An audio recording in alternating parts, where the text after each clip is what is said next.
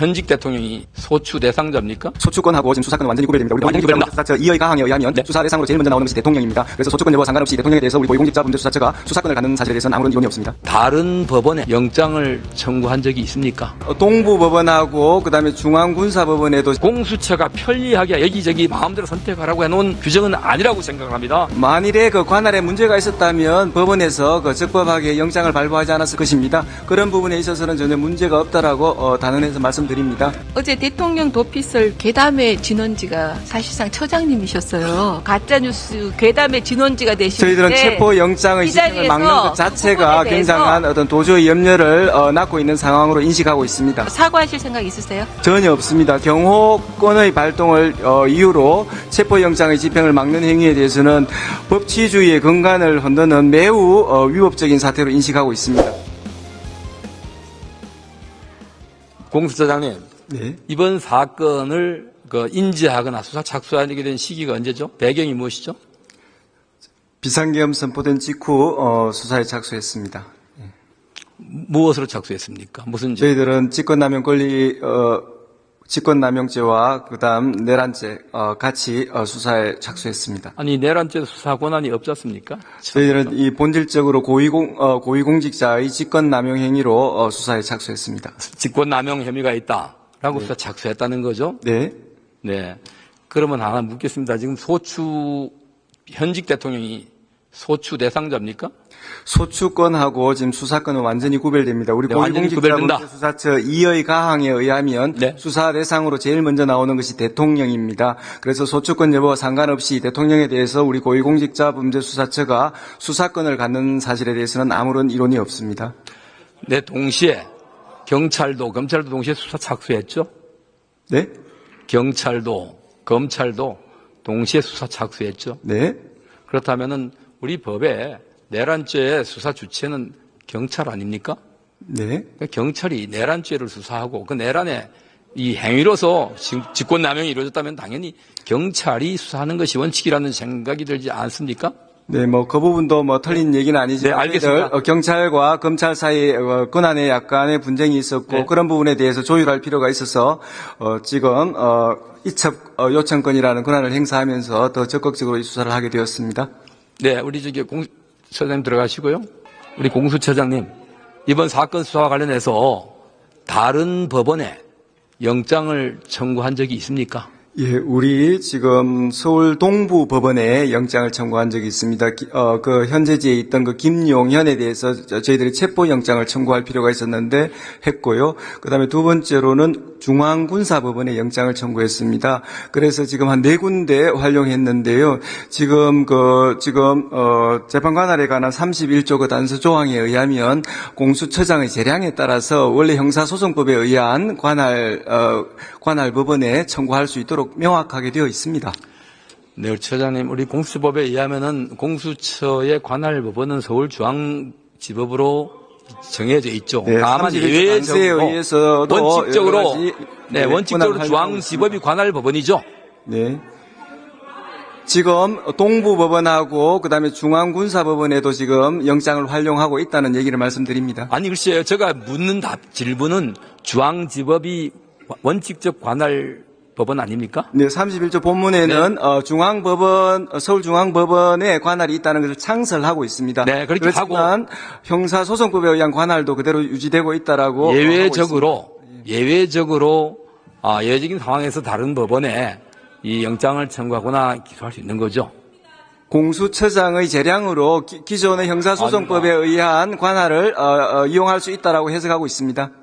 처장님, 법의 해석은 그렇게 우리가 편리한 대로 할 수 있는 게 아니지 않습니까? 자유재량 행위가 아니라 거기에서 단서 조항은 피의자의 입장이라든가 이런 종합적인 상황을 고려해서 할 수 있는 것이지 공수처가 편리하게 여기저기 마음대로 선택하라고 해놓은 규정은 아니라고 생각을 합니다. 예, 만일에 그 관할에 문제가 있었다면 법원에서 적법하게 영장을 발부하지 않았을 것입니다. 그런 부분에 있어서는 전혀 문제가 없다라고 단언해서 말씀드립니다. 네. 저는 수사와 또한 재판 또 탄핵 절차에 대해서 어떤 이의도 제기하지 않습니다. 다만 이후에 대한민국이 하나 될 수 있도록 신중히 집행해 주시기 바랍니다. 예, 우리 공수처는 적법 절차의 원칙에서 한치의 어긋남 없이 이 사건 수사를 할 것입니다. 예. 처장님, 2차 체포영장과 관련해서요. 지금까지 국수본과 몇 번 협의가 있었습니까? 여러 번의 협의를 거치고 있고 지금도 협의 중입니다. 예. 근데 저희들이 오늘 국수본부장과 간부들을 면담을 했거든요. 근데 오전에 한 번도 협의한 적이 없다고 말씀하셨어요. 뭐 협의라는 것이 뭐 꼭 만나서 하는 건 아니고요. 아니, 지금 여러 말을 가지 좀 언론에서 바꾸시는데요. 관심을 고려해서 또 여러 번 수사 정보의 협의했다고 누설들 그러셨어요. 고려해서 근데 전화를 많이 활용하고 있습니다. 국수본부장이 전화도 협의죠. 국수본부장이 거짓말하는 겁니까? 처장님이 거짓말하시는 겁니까? 지금 전화 등을 통해서 많이 협조를 얻고 서로 협의를 하고 있습니다. 예. 그러니까 국수본부장이 거짓말하셨다고 지금 말씀하시는 뭐 거짓말했다고 생각하지는 않습니다. 예. 그러면요, 말이 다른데. 저희들 입장에서는 열심히 지금 영장 집행을 위해서 성실히 협의를 하고 있습니다. 처장님, 지난 5일에 제가 나중에 또 따지겠습니다. 국수본에 사전 협의 없이 체포영장 지휘 공문을 달랑 팩스로 보내신 거 맞죠? 네, 그 부분에 대해서는 저희들이 형사소송법 규정 등을 종합해가지고 집행의 전문성을 살리는 의미에서 그런 공문을 보낸 적은 있지만은 또 국수본의 입장을 확인하고 적극적으로 공조본 차원에서 체포영장 집행하기로 서로 합의가 되었고 그 이후 공조가 더 활성화되어서 영장 집행 업무에 만전을 기하고 있습니다. 한간에는 이날이 경찰 굴욕의 날이라고 지금 얘기가 그렇지 않습니다. 있는데요. 저희들은 그 경찰이 책임과 권한을 아닙니까? 일치시키기 위해서 경찰의 어떤 집행 전문성을 살리는 의미에서 그렇게 보낸 적이 있습니다. 근데 보냈다가 금방 이렇게 철수하는 것에 대해서 이제 공수처에 대한 신뢰도도 좀 많이 떨어졌다 이런 말씀을 드리는데요.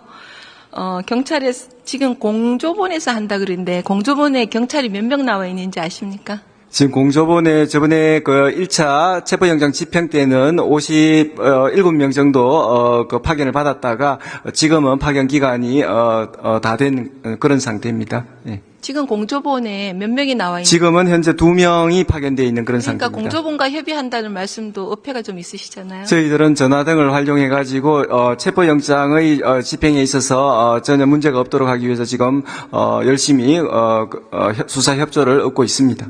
이 정도 하겠습니다. 수사 주체로서의 정당성 그리고 국민 신뢰를 지금 잃어가는 과정에서 차라리 그 내란죄 수사권이 있는 경찰에 사건을 이첩할 생각은 없으십니까? 저희들 지금 공조본 차원에서 체포영장 그 집행 업무와 관련돼서 협의가 잘 되고 있고요. 그런 부분에 대해서 문제가 없도록 하도록 하겠습니다. 없다는 얘기 같으신데요. 처장님 화면 좀 보시겠습니다.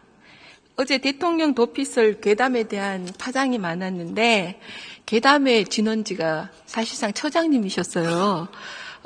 박근계 의원께서 대통령이 도주했을 가능성이 있다고 보냐고 물으니까 처장께서 네 맞습니다고 맞장구를 치셨어요.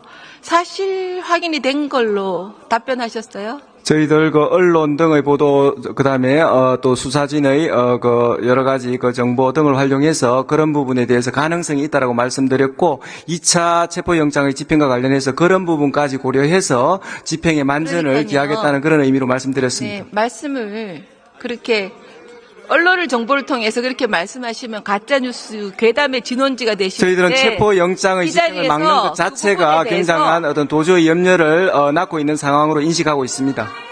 이 자리에서요 도주설에 대해서 맞다고 하신 부분에 대해서 사과하실 생각 있으세요?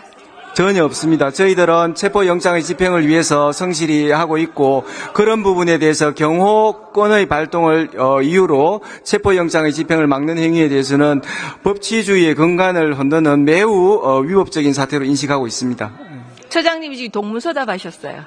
왜냐하면 괴담을 한 것에 대해서 가짜뉴스에 대해서 도피했다고 하는 것에 대해서 물었는데 지금 동문서답하셨어요. 지금 체포영장의 집행에 대해서 경호권을 발동하여 지금 막고 있는 것 자체가 도주의 염려를 굉장히 증가시키고 있는 것이고 그런 부분에 대해서 문제가 생기지 않도록 지금 체포영장 관련해서 열심히 하겠다는 그런 의사입니다. 이러니까요. 공수처를 만든 민주당조차도 공수처를 폐지해야 된다고 하지 않습니까? 저희들 공수처가 권력기관 견제와 그다음에 고위공직자 비리 척결이라는 그 업무에 대해서 더 열심히 하라는 그런 질책으로 여기고 있습니다. 그 본연의 업무에 대해서 성실히 하도록 최선을 다하겠습니다. 공수처를 만든 민주당에서 공수처를 폐지하라고 그러는 데서 처장님 입장은 어떠십니까? 그런 공수처의 역할과 기능에 대해서 최선을 다하라는 격려로 알고 있습니다. 격려를 그렇게, 네. 마지막으로 최상목 건항대행께서요, 체포영장 집행과 관련해서 정부 기관 간 물리적 충돌 등 불상사가 절대 없도록 만전을 기해달라고 했는데요. 이와 관련해서 국민들도 물리적 충동에 대한 걱정이 많으세요. 이제 처장님이 여기에 대한 보관이 있으세요? 저는 그 최상목 권한대행께서 지금 위법한 그 경호권의 발동과 관련하여 체포영장의 그 집행을 막는 행위에 대해서 경호처장, 차장에 대한 인사권자로서 적절한 조치를 취할 적극적 의무가 있다고 생각합니다. 그런데 지금 서울경찰청 소속 101 경비단과 202 경비단에게 그 대통령 관저 방어 업무를 수행할 것을 지시했다는 그런 의혹이 언론에 보도되고 있습니다. 그런 부분 관련해서는 지금 체포영장의 집행과 관련돼서 대단히 부적절한 언사라고 생각하는 그런 입장을 말씀드린 바 있습니다. 처장님께서는 판사 출신이신데요. 언론 보도 보고 지금 재판하시는 것 같은 그런 대답을 하셔서 굉장히 유감입니다. 들어가십시오. 최소한 들어가십시오. 경호처장, 차장에 대한 인사권자로서 조치를 취해야 된다는 입장입니다.